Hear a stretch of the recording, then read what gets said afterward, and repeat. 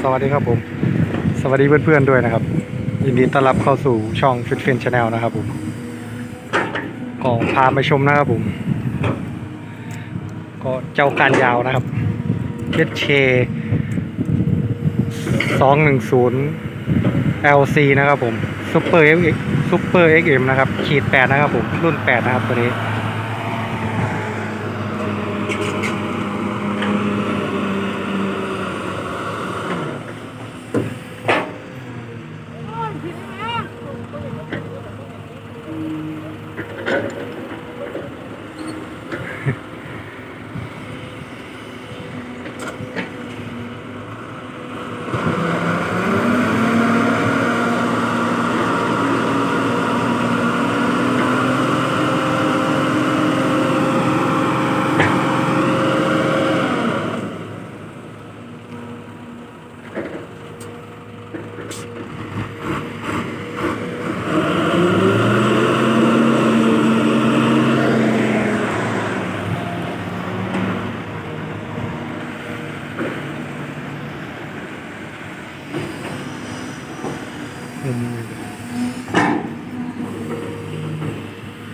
ของคันนี้เป็นซูเปอร์เอ็กเอ็มนะครับผม210 LC นะครับขีด8ก็คันนู้นเป็นมาร์คไฟนะครับผมคันนั้นก็มือยาวเหมือนกันนะครับผมก้านยาวเหมือนกันนะครับ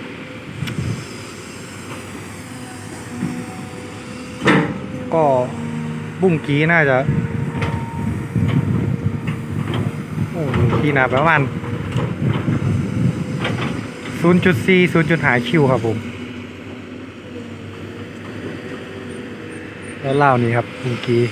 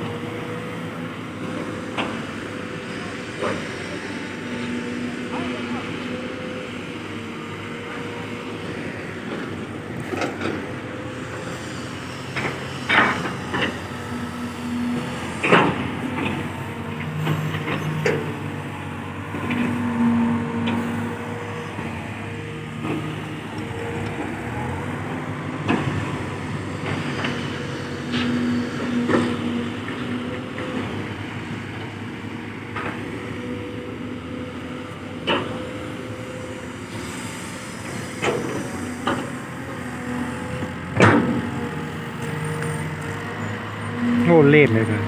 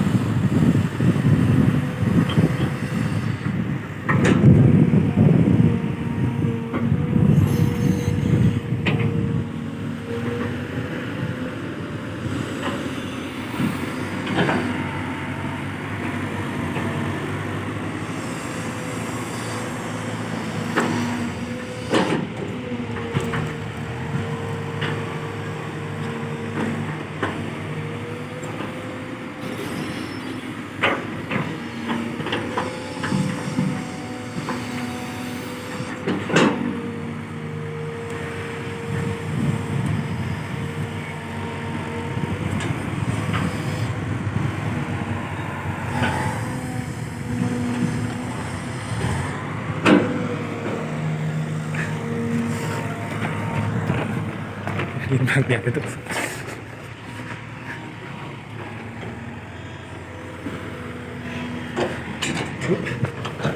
ลาย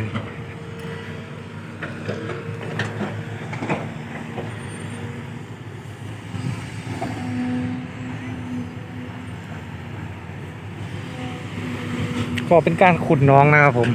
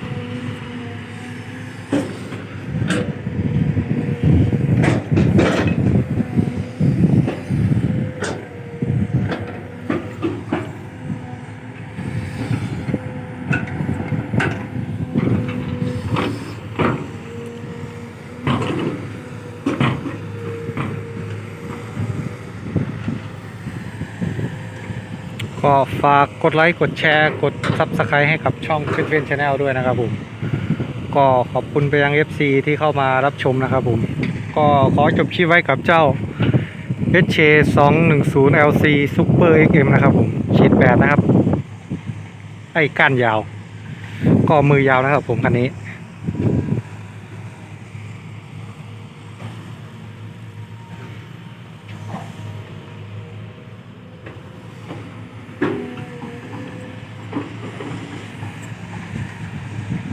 สวัสดีครับ